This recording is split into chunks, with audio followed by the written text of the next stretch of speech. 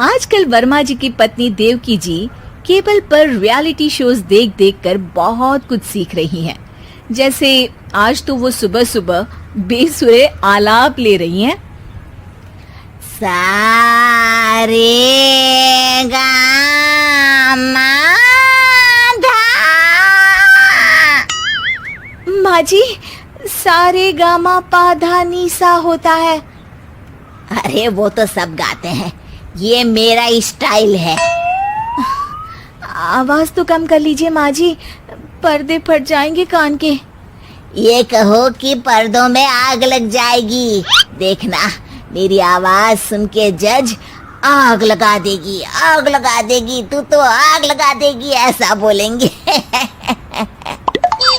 सरिता वहां से परेशान होकर चली जाती है और सास रियाज जारी रखती है।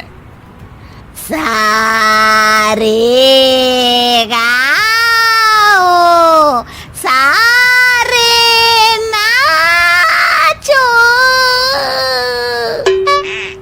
तभी बाबूजी दुकान से लौटते हैं।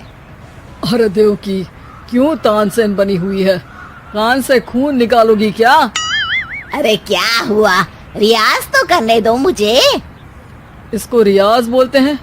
ऐसा लग रहा है जैसे घोड़े हिना रहा है। घोड़े पे बैठ के ही बम्बई जाऊंगी मैं तो, जब जज साहब कहेंगे कि देवकी तुम मुंबई आ रही हो। जज साहब, वो अदालत वाले? अरे नहीं नहीं, बड़े लोग हैं, आप नहीं जानते हैं।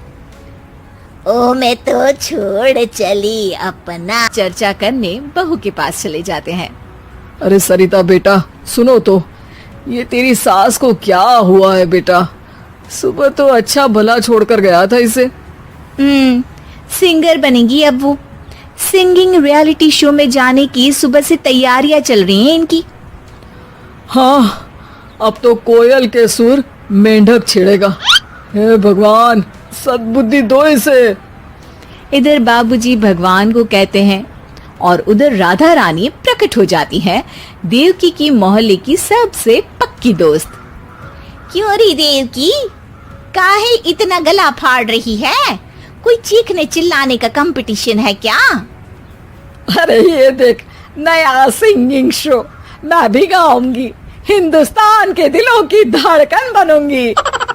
अरे इतना बेसुरा गा के दिलों की धड़कन नहीं, दिलों का अटैक बन जाएगी। इससे तो अच्छा है कि नाच ही ले। वैसे भी दिन भर मोहल्ले में नाचती तो रहती है तू, कभी इसके घर कभी उसके घर। देवकी को समझ में आ जाता है कि उसका गाना किसी को पसंद नहीं आ रहा। अगले दिन सरिता देखती है कि सास पैरों में घुंघरू बांध के नाच रही है। अरे माँ जी, क्या मंजुलिका बनी हुई है आज आप? अरे नाचने दे बहू, जब तक है जान जाने जहां मैं नाचूंगी। अरे माँ जी, अभी जान निकल जाएगी इतनी जोर से नाचेंगी तो। अरे अरे क्या कर रही हो? अरे दिख नहीं रहा, डांस कर रही हूँ। अरे जैसी तुम कर देती हो। सास को लगता है कि उसका डांस का सीन भी बिगड़ गया। अब वो टीवी देख के कोई और कलाकारी ढूंढने लगती है। तभी उसे टीवी पर खतरों के खतरनाक खिलाड़ी शो दिखता है, जिसमें लोग अलग अलग स्टंट करते हैं।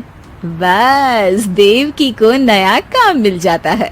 अगले दिन सुबह देवकी डंबल लेकर कसरत करने लगती है। माँ जी, ये क्या कर रहे हैं आप? अरे खली जैसे बनकर खलबली मचा दूंगी। कल मैंने खतरों के खतरनाक खिलाड़ी देखा और सोच लिया कि मुझे वही जाना है। हाँ बस। तभी वहाँ बाबूजी भी आ जाते हैं। अरे इतना भारी डंबल, अरे गिर मत जाना कहीं लेकर। अरे चुप करो, तुमसे कुछ नहीं होता इसका मतलब ऐसा नहीं कि मुझसे भी कुछ नहीं होगा। मैं तो खतरों के खतरनाक खिलाड़ी में जाने वाली हूँ। हाँ, मैं तो इस शो में तभी गया था जब तुमसे शादी हुई थी। तुमसे शादी करना भी खतरों के खतरनाक खिलाड़ी में जाने से कम थोड़ी ना। अब चुप भी रहिए। अरे बहू, वो भारी वाला डंबल उठा कर ला तो। अरे नाना माँ जी, आप संभाल नहीं पाओगी। अरे मैंने टीवी में देखा था, एक आदमी कार उठा लेता है, इतना तो मैं उठा ही सकती हूँ ना। बहू घबराते हुए भारी वाले डंबल माँ के हाथ में दे देती है। जैसे ही माँ दोनों हाथ ऊपर करती है, पूरे शरीर का बैलेंस बिगड़ जाता है और वो पीछे की तरफ गिर जाती है। डंबल जाकर टीवी में लगता है और टीवी फूट जाती है। माँ जी, उठिए माँ जी। बाबूजी बहुत तेज हंसने लगते हैं। बाबा बाबा, टीवी और बीवी दो टेंशन थे मेरे, आज एक कम हो ही गया। बहू भी सास को उठाते उठाते इस बात पर ताली बजाकर हंसने लगती है और देवकी फिर से गिर जाती है। और इस बार देवकी भी अपनी बेवकूफी पे हंसी रोक नहीं पाती।